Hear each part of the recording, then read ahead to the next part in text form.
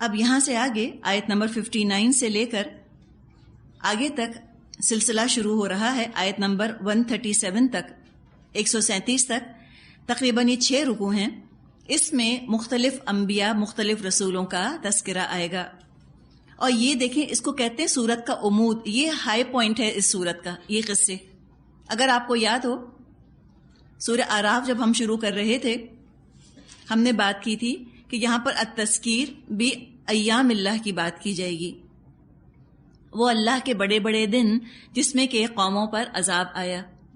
عذاب ایک دم تو نہیں آ جاتا نا، پہلے رسول آتے ہیں، وہ لوگوں کو پیغام پہنچاتے ہیں، لوگ قبول نہیں کرتے، ریجیکٹ کیے جاتے ہیں. سمجھی اس ناکارہ اس بنجر زمین کی طرح بعض دفعہ لوگ ہو جاتے ہیں. اچھا، آپ کو پتہ ہے زمینیں بنجر کب ہوتی ہیں؟ ایک تو ہوتی ہے نا فرٹائل زمین جو بنجر ہو جاتی ہے، ہم اس کی بات نہیں کر رہے جو بنجر ہوتی ہی ہے. بنجر کب ہوتی ہے؟ مس یوز کی وجہ سے. تو انسان کی روحیں بھی بنجر کیسے ہوتی ہیں؟ چلیں زمین کا جہاں تک تعلق ہے، کچھ زمینیں تو اللہ ہی نے چٹان بنائے ہیں، اللہ ہی نے پہاڑ بنائے ہیں. چٹانیں اللہ نے بنا دی، پہاڑ اللہ نے بنا دیے، زمین کے کچھ خطے اللہ نے بنا دیے جو پانی کو جذب ہی نہیں کرتے، وہاں کچھ اگ ہی نہیں سکتا. ایک فزیکل فنومنن ہے، اس کو رہنے دیں. جہاں تک انسانوں کا تعلق ہے، کوئی انسان بنجر نہیں بنایا اللہ نے. ہر انسان کے اندر اللہ نے نیکیوں کی فصل اگانے کی صلاحیت رکھی ہے.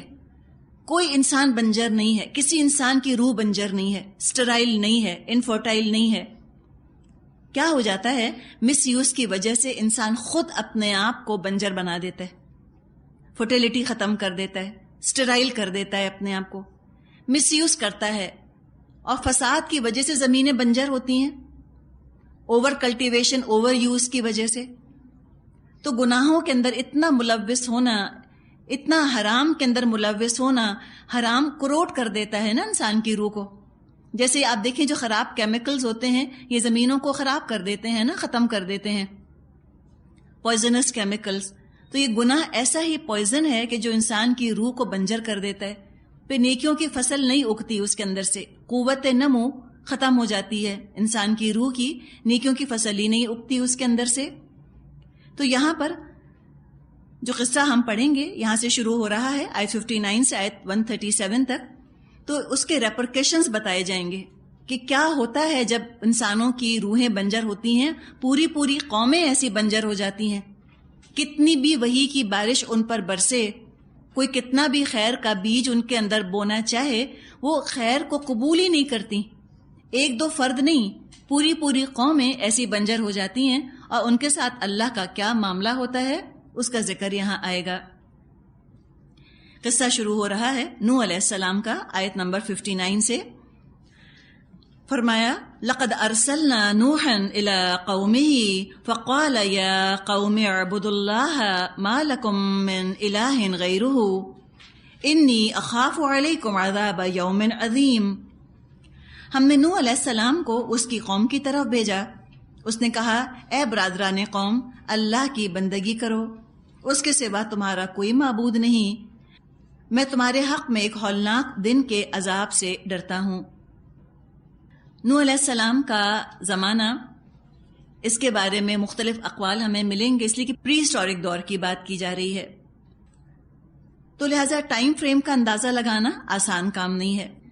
تھوڑا سا آپ یہ دیکھ لیں کہ جو یہ 6 رسولوں کا ذکر ہے نوح علیہ السلام سے جو شروع ہو رہا ہے، ایک بات آپ نوٹ کریں گی کہ یہاں کرونالوجیکل آرڈر آ رہا ہے، تاریخی ترتیب آ رہی ہے. جو پہلے رسول آئے ان کا پہلے ذکر، جو ان کے بعد آئے ان کا بعد میں ذکر ہے. جو یہ 3 رسول آئے ہیں، نوح علیہ السلام، ہود علیہ السلام، صالح علیہ السلام، جن کا ذکر ہم پڑھیں گے، یہ پری ابراہیمک ہیں. ابراہیم علیہ السلام سے پہلے یہ تشریف لائے تھے، اور ان کا زمانہ تقریباً 6000 سے 8000 قبل مسیح بتایا جاتا ہے، 6000 to 8000 BC. اب اس میں ظاہر ہے غلطی ہو سکتی ہے، اس لیے کہ انسانی علم ہے نا، ہمیں قرآن حدیث میں تو کوئی ٹائم فریم ملتا نہیں، لوگوں نے اپنے اپنے اندازے لگائے ہیں. یہ غلط بھی ہو سکتے ہیں، صحیح بھی ہو سکتے ہیں. یہ 3 رسول تھے ابراہیم علیہ السلام کے پہلے. اس کے بعد ہم 3 رسولوں کا ذکر پڑھیں گے جو پوسٹ ابراہیمک ہیں، جو ابراہیم علیہ السلام کے بعد تشریف لائے. لوط علیہ السلام، شعیب علیہ السلام، موسیٰ علیہ السلام.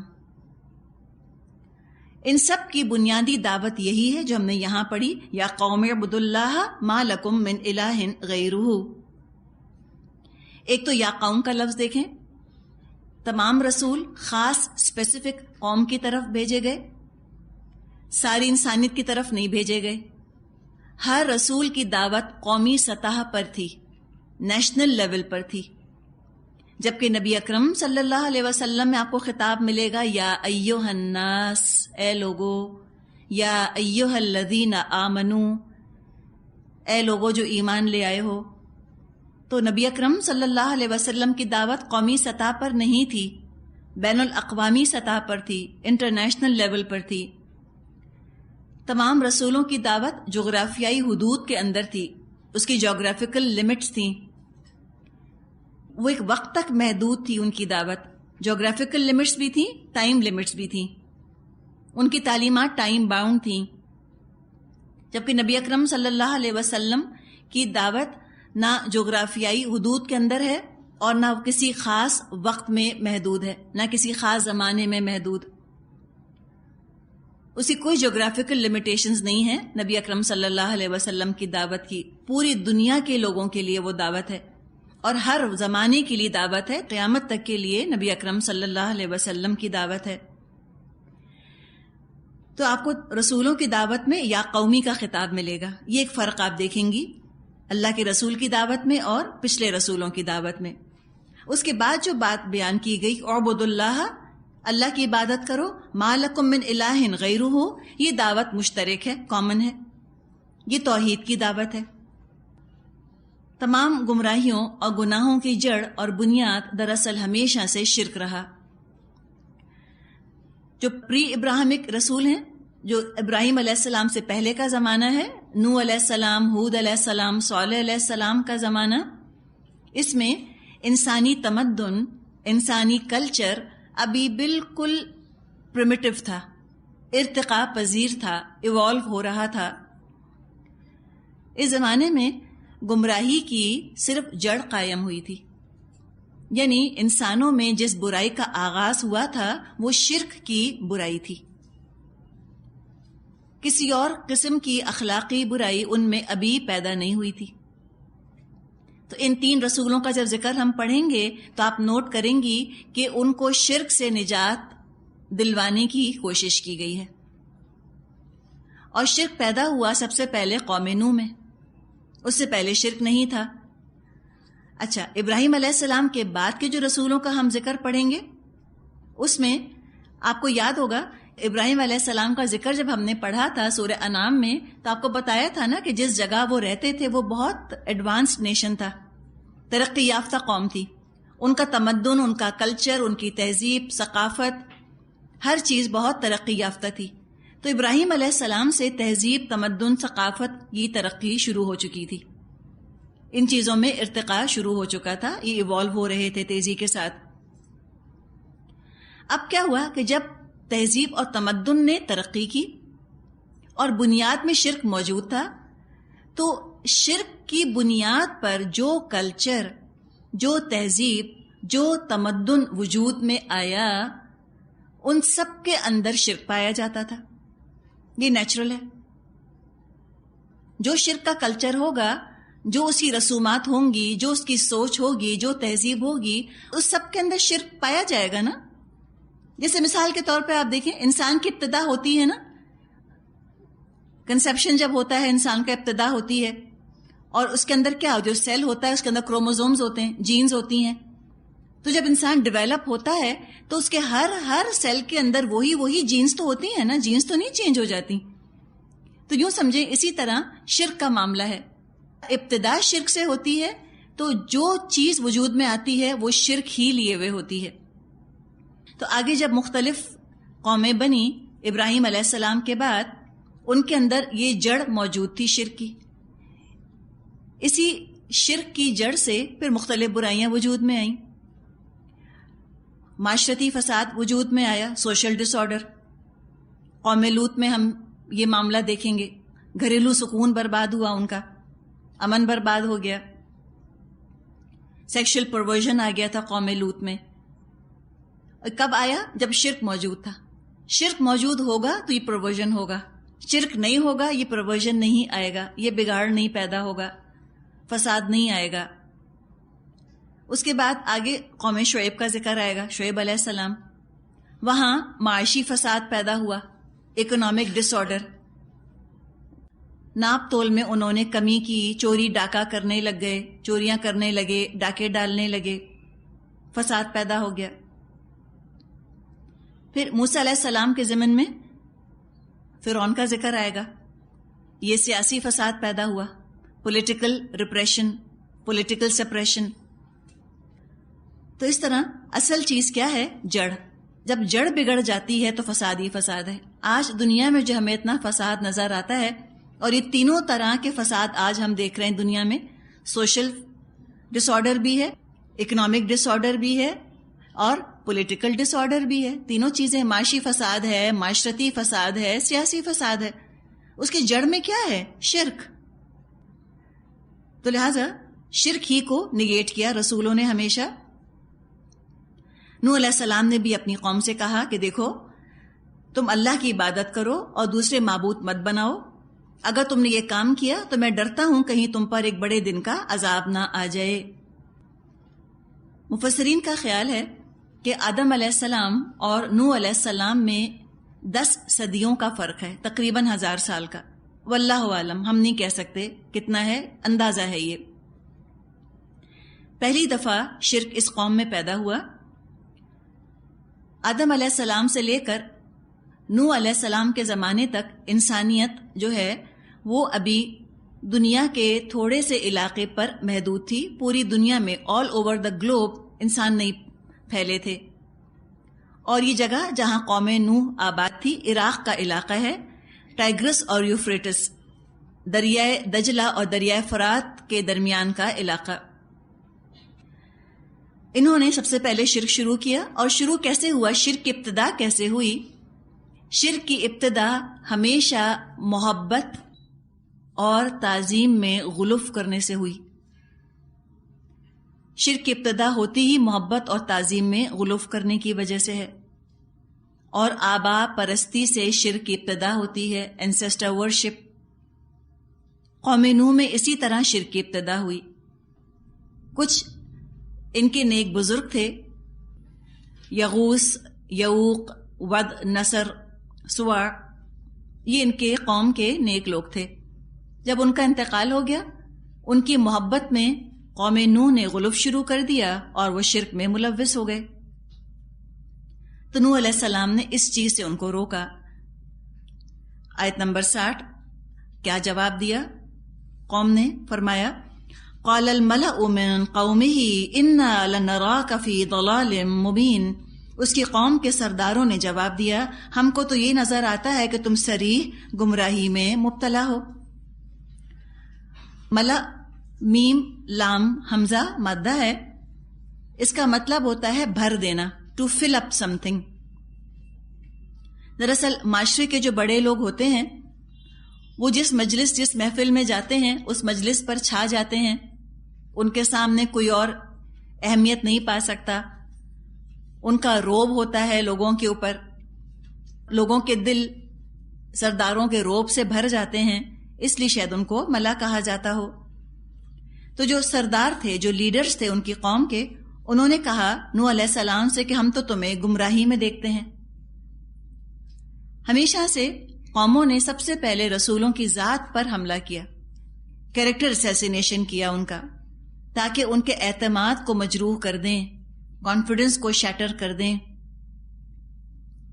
100 لوگ آ کر کسی سے کہیں تم غلط کہہ رہے ہو، انسان خود شک میں پڑ جائے، اپنے بارے میں سیلف ڈاؤٹ کا شکار ہو جائے، اور عام لوگوں کی نظروں میں بھی وہ شخص مشتبہ ہو جائے، اس کی کریڈیبلٹی خراب ہو جائے. لوگ کہیں کہ بھائی اتنے پڑھے لکھے، اتنے پیسے والے لوگ اس کو غلط کہہ رہے ہیں، تو لوگ غلط تو نہیں کہہ سکتے، اتنے سارے لوگ تو غلط نہیں کہہ سکتے، یہ ایک آدمی یہی غلط کہہ رہا ہوگا. پھر آپ دیکھیں غلط اور صحیح کا معیار کیا بناتے ہیں؟ اکثریت. ہم یہ سمجھتے ہیں کہ جو چیز لوگوں میں قابل قبول ہے وہ ضرور صحیح ہوگی. لوگ جس چیز کو ایکسیپٹ کر رہے ہیں وہی چیز ٹھیک ہوگی. حالانکہ یہ بات نہیں ہے. اکثریت تو صحیح چیز کو قبول نہیں کرتی، غلط چیز کو قبول کر لیتی ہے. ہم محاورہ بھی کہتے ہیں نا کہ زبان خلق کو نقارہ خدا سمجھو، کہ جو لوگ کہہ رہے ہیں سمجھو کہ اللہ ہی کی طرف سے بات آئی ہے. حالانکہ قرآن ہمیں بتاتا ہے کہ اکثریت نے تو ہمیشہ فساد کو، شرک کو اور گمراہی کو اور خواہشات کی پیروی کو پسند کیا. تو ان کے پسند کرنے کی وجہ سے یہ ساری گمراہیاں کوئی ٹھیک تو نہیں ہو جائیں گی. تو انہوں نے کہا سرداروں نے کہ ہم تو تمہیں گمراہی میں دیکھ رہے ہیں. ضلال کس کو کہا؟ آباء و اجداد کی رسومات کو تم غلط کہہ رہے ہو، تم گمراہی میں ہو. بگڑے ہوئے لوگوں کے نزدیک رسالت گمراہی ہوا کرتی تھی. آیت 61 قال یا قومی لیس بی ضلالۃ ولکنی رسول من رب العالمین. نوح علیہ السلام نے کہا اے میری قوم، میں کسی گمراہی میں نہیں پڑا ہوا بلکہ میں رب العالمین کا رسول ہوں. آیت 62 ابلغکم رسالات ربی وانصح لکم واعلم من اللہ ما لا تعلمون. تمہیں اپنے رب کے پیغامات پہنچاتا ہوں، تمہارا خیر خواہ ہوں، اور مجھے اللہ کی طرف سے وہ کچھ معلوم ہے جو تم کو معلوم نہیں. اب یہ دیکھیں کتنی خوبصورتی کے ساتھ نوح علیہ السلام جواب دے رہے ہیں. ایک تو یا قومی، اے میری قوم، اپنائیت نہیں چھوڑ رہے، اپنائیت ہی سے بات کیے جا رہے ہیں. اس لیے کہ رسولوں کو کوئی ایگو ایشو نہیں ہوتا نا. وہ اپنی انا کے لیے، اپنی تعریف کے لیے، اپنی خود پسندی کے خول میں بیٹھ کے تبلیغ نہیں کرتے تھے. وہ تو بے غرض ہو کے اللہ کی خاطر تبلیغ کرتے تھے. تو چونکہ قوم کے اعتراض سے ان کی انا مجروح نہیں ہوتی تھی، انا ان کی کوئی سامنے ہوتی ہی نہیں تھی، لہٰذا وہ قوم کی بدتمیزی کا جواب بدتمیزی سے کبھی نہیں دیتے تھے. انسان کسی کی روڈنس کا جواب اس وقت روڈنس سے دیتا ہے جب اپنی انسلٹ محسوس کرے، اپنی بے عزتی محسوس کرے، تو وہ اپنی بے عزتی کا بدلہ لیتا ہے اگلے کو بے عزت کر کے. رسول بدلہ لینے نہیں آتے تھے، وہ تو تبلیغ کرنے آتے تھے. تو ہر مبلغ کے لیے اس کے اندر واقعی بڑا ہی خوبصورت پیغام ہے کہ دیکھو اگر انا کو سامنے رکھ کر تبلیغ کرو گے تو کیا ہوگا؟ آغاز تو بڑا خوبصورت ہوگا، نیت بہت اچھی ہوگی، شروع میں اللہ کی طرف بلا رہے ہیں، اور جب لوگوں کی طرف سے مخالفت آئے گی، جب لوگ الزام لگائیں گے تو تم سب بھول جاؤ گے کہ ہم اللہ کا پیغام پہنچا رہے ہیں. پھر انا سامنے آ جائے گی اور تم بھی اسی طرح اوفینسو ہو جاؤ گے، تم بھی الزام لگاؤ گے، تم بھی دوسروں کی بے عزتی کرنا شروع کر دو گے. تو دو طرح کے مبلغ ہوتے ہیں، ایک وہ مبلغ جو اللہ کو سامنے رکھ کر اللہ کا پیغام پہنچائیں، اور دوسرے وہ مبلغ ہوتے ہیں جو اپنی ذات کو سامنے رکھ کر اللہ کا پیغام پہنچائیں. اس دوسری کیٹیگری سے ہمیں ہر حال میں بچنے کی ضرورت ہے. اپنی ذات کو سامنے رکھ کر کبھی اللہ کا پیغام نہ پہنچائیں، یہ کام سسٹین ہو نہیں سکے گا. جب اللہ کو سامنے رکھیں گے تبھی تبلیغ کا کام کنٹینیو ہو سکتا ہے، تسلسل برقرار رہ سکتا ہے، ورنہ نہیں. بہت خوبصورتی سے جواب دیا نوح علیہ السلام نے کہ نہیں، میرے ساتھ کوئی گمراہی نہیں ہے، میں تو اللہ کا رسول ہوں. بہت ڈگنیٹی کے ساتھ انہوں نے یہ بات بتا دی. فرمایا تم جس چیز کو گمراہی سمجھ رہے ہو وہ تو رسالت ہے، اور میں کوئی جہالت کی رسومات کا پابند نہیں ہوں، میں تو اللہ کے احکامات کا پابند ہوں. باپ دادا کی وفاداری اور خاندان کی وفاداری سے بڑھ کر اللہ اور رسول کے ساتھ وفاداری ہونی چاہیے. سوال کیا نوح علیہ السلام نے اپنی قوم سے. آیت 63 اوعجبتم ان جاءکم ذکر من ربکم علی رجل منکم لینذرکم ولتتقوا ولعلکم ترحمون. کیا تمہیں اس بات پر تعجب ہوا کہ تمہارے پاس خود تمہاری اپنی قوم کے ایک آدمی کے ذریعے تمہارے رب کی یاد دہانی آئی تاکہ تمہیں خبردار کرے اور تم غلط روی سے بچ جاؤ اور تم پر رحم کیا جائے؟ انہوں نے کہا یہ بات تم کو تعجب میں ڈال رہی ہے کہ تم ہی میں سے ایک رسول آ گیا، اور رسول اللہ جب بھی بھیجتا تھا ہمیشہ اس قوم ہی میں سے بھیجا کرتا تھا. اخواہم جیسے ہم نے پڑھا نا، یا رسول منہم ہم نے پہلے پڑھا، ایک رسول انہی میں سے. جس قوم کی طرف تبلیغ کروانی ہوتی تھی، پیغام بھیجنا ہوتا تھا، اللہ ہمیشہ اسی قوم میں سے رسول اٹھایا کرتا تھا. رسول اسی قوم میں پیدا ہوتے تھے، وہیں پلتے بڑھتے تھے، نہ کوئی لینگویج بیریئر ہوتا تھا، نہ کوئی کلچر کا بیریئر ہوتا تھا، بے داغ رسولوں کی سیرت ہوا کرتی تھی، کوئی مینٹل بلاک نہیں ہوتا تھا تاکہ لوگ یہ نہ کہیں کہ بھئی یہ ہمیں اجنبیت لگتی ہے ان کے ساتھ، کوئی اجنبیت کا، کوئی غیریت کا پردہ بیچ میں نہیں ہوتا تھا۔ اچھی طرح وہ ریلیٹ کر سکتے تھے رسول سے، اور رسول ریلیٹ کر سکتے تھے اپنی قوم سے۔ تو مبلغ بھی ایسا ہونا چاہیے کہ جس کی طرف وہ جا رہا ہے پیغام لے کر، ان سے ریلیٹ کر سکے، مینٹل ویو لینتھ ملتی ہو، کوئی بیریئر بیچ میں نہ ہو۔ تو انہوں نے کہا کہ تم تقوی اختیار کرو تاکہ تم پر رحم کیا جائے۔ پتہ چلا کہ تقوی کے ساتھ اللہ کا رحم ہے، اللہ کی رحمت مشروط ہے تقوی کے ساتھ، اور اللہ سے ڈرنا یہ تو عین عقل مندی کی نشانی ہے۔ ایمان ہو اور خوف خدا نہ ہو، زندگی میں تبدیلی نہیں آئے گی۔ ایمان ہو اور خوف خدا ہو تو انسان عمل پر آ جاتا ہے۔ قوم نوح کے اندر شرک اتنا سرایت کر چکا تھا کہ نہ ان کے اندر ایمان تھا، نہ ان کے اندر تقوی۔ سب کچھ انہوں نے سنا، رسول کا پیغام سنا، ریئیکشن کیا ہوا؟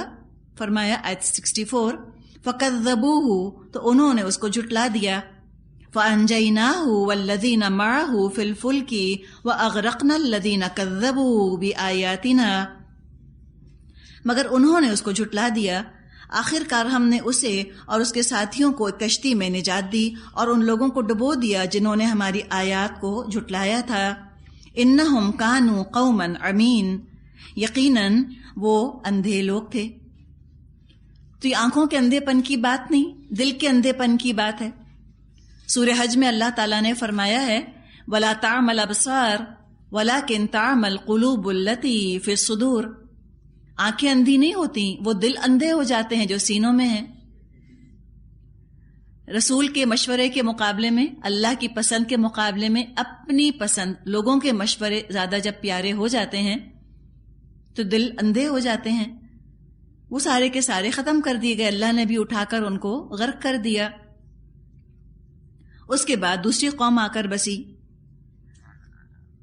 فرمایا آیت 65، وَإِلَىٰ عَادٍ أَخَاهُمْ هُودًا، اور عاد کی طرف ہم نے ان کے بھائی ہود علیہ السلام کو بھیجا۔ یہ قوم عاد ہے، یہ نوح علیہ السلام ہی کی قوم کے بچے ہوئے لوگ تھے۔ نوح علیہ السلام کی نسل کے جو لوگ جو بچا لیے گئے تھے، انہی سے آگے پھر قوم عاد بنی۔ اہل عرب کا بچہ بچہ ان کے نام سے واقف تھا، قوم عاد کے نام سے، اور ان کا دنیا سے مٹ جانا وہ بھی ایک محاورہ بن چکا تھا، پرووربیل بن چکا تھا۔ قوم عاد بڑی شان و شوکت والی قوم تھی، اور اللہ تعالیٰ نے اس کو بالکل مٹا دیا، نسیہ منسیہ کر دیا۔ تو عربی زبان میں ہر پرانی قدیم چیز کے لیے لفظ عادی بولا جاتا ہے، اینشنٹ چیزوں کے لیے، اولڈ چیزوں کے لیے۔ کھنڈرات کو، روونز کو یہ عادیات کہتے ہیں۔ جنوبی عرب میں کہیں کہیں اس قوم کے کھنڈر ملتے ہیں، روونز ملتے ہیں۔ یہ احقاف کے علاقے میں آباد تھے۔ قوم عاد کے لوگ غیر معمولی لمبے چوڑے تھے۔ جہاں تک قوم عاد کا نام کا تعلق ہے، کہا جاتا ہے کہ عاد نام کا ایک شخص تھا جو نوح علیہ السلام کی 5ویں نسل میں سے تھا، اور اسی سے اس قوم کا نام عاد بن گیا۔ اللہ تعالیٰ نے ان کی طرف ہود علیہ السلام کو روانہ فرمایا، قال یا قوم اعبدوا اللہ ما لکم من الہ غیرہ افلا تتقون، انہوں نے کہا اے میری قوم، اللہ کی بندگی کرو، اس کے سوا تمہارا کوئی معبود نہیں، کیا تم تقوی نہ کرو گے؟ وہی پیغام جو نوح علیہ السلام نے دیا، وہی پیغام ہود علیہ السلام نے دیا۔ جو تباہ ہوئی تھی قوم نوح علیہ السلام کی، اس کا جو رد عمل، جو ریئیکشن ہوا تھا، بالکل وہی ریئیکشن یہاں پر ہود علیہ السلام کی قوم کا بھی ہوا۔ فرمایا آیت 66، قال الملأ الذین کفروا من قومه انا لنراک فی سفاہۃ وانا لنظنک من الکاذبین، اس کی قوم کے سرداروں نے جو اس کی بات ماننے سے انکار کر رہے تھے، جواب دیا ہم تو تمہیں بے عقلی میں مبتلا سمجھتے ہیں اور ہمیں گمان ہے کہ تم جھوٹے ہو۔ چند لوگ ہوتے ہیں ملا، سردار، لیکن دراصل وہ عوام کو ریپرزینٹ کر رہے ہوتے ہیں. جیسے آپ دیکھیں ہمارے ملا، ہمارے سردار کون ہیں آج کے؟ اخبار ہیں یا میڈیا یا استاد، ٹیچرز. تو انہوں نے ریجیکٹ کر دیا. جب سردار ریجیکٹ کر دیتے ہیں، عوام بھی ریجیکٹ کر دیتے ہیں.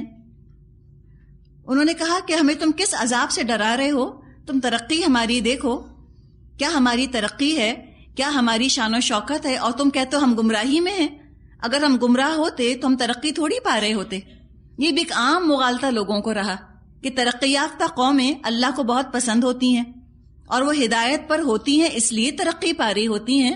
حالانکہ دنیاوی ترقی کا اور اللہ کی ہدایت کا آپس میں کوئی تعلق نہیں. ضروری نہیں ہے ہدایت یافتہ لوگ ترقی بھی پائیں دنیا میں، یا جن کے پاس ہدایت نہیں ہے وہ دنیا میں ترقی نہ کریں. یہ چیزیں لازم اور ملزوم نہیں ہیں، دو الگ الگ چیزیں ہیں. تو انہوں نے کہا کہ ہم تو سمجھتے ہیں کہ تم جھوٹ بول رہے ہو، تم تو ہمیں بے وقوف لگتے ہو. کس طرح انہوں نے جواب دیا؟ آیت 67-68 قال یا قومی لیس بی صفاحۃ ولکنی رسول من رب العالمین ابلغکم رسالات ربی وانا لکم ناصح امین. انہوں نے کہا اے برادران قوم، میں بے عقلی میں مبتلا نہیں ہوں، بلکہ میں رب العالمین کا رسول ہوں. تم کو اپنے رب کے پیغامات پہنچاتا ہوں اور تمہارا ایسا خیر خواہ ہوں جس پر کہ بھروسہ کیا جا سکتا ہے. پھر آپ دیکھیں کس قدر سکون کے ساتھ، کتنی خوبصورتی کے ساتھ انہوں نے جواب دیا کہ جھوٹ بولنا تو بے وقوفی کی دلیل ہے، میں بے وقوف نہیں ہوں. اس الزام کی تردید کر دی انہوں نے کہ میرے ساتھ کوئی بے وقوفی نہیں، میں تو اللہ کا رسول ہوں، اور تم جس کو جھوٹ سمجھ رہے ہو وہ تو اللہ کے پیغامات ہیں جو تم کو میں پہنچا رہا ہوں. اس سے بڑھ کر تو سچ اور کوئی ہے نہیں، اور میں تمہارے لیے بہت خیر خواہ ہوں، ناصح اور امین. اب یہ ناصح اور امین یہ صفات ہیں، ان کے بارے میں انشاءاللہ تعالی ہم پھر بات کریں گے. والآخر دعوانا ان الحمد للہ رب العالمین. سبحانک اللہم و بحمدک نشہد ان لا الہ الا انت نستغفرک و نتوب الیک. السلام علیکم ورحمۃ اللہ وبرکاتہ.